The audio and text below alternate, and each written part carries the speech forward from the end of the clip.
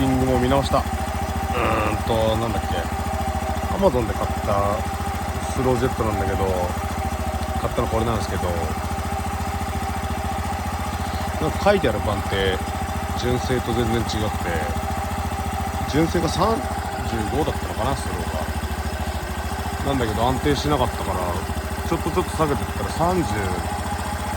で安定した。こんな感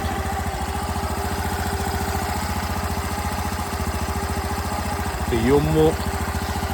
こんなもんならいいんじゃねえかな。気になんないぐらいで、今あんま見えないけど100円はまだちょっとで、やっぱりこっちさんが言ったみたいにバルブのところのシールも変えなきゃダメかもしれないです。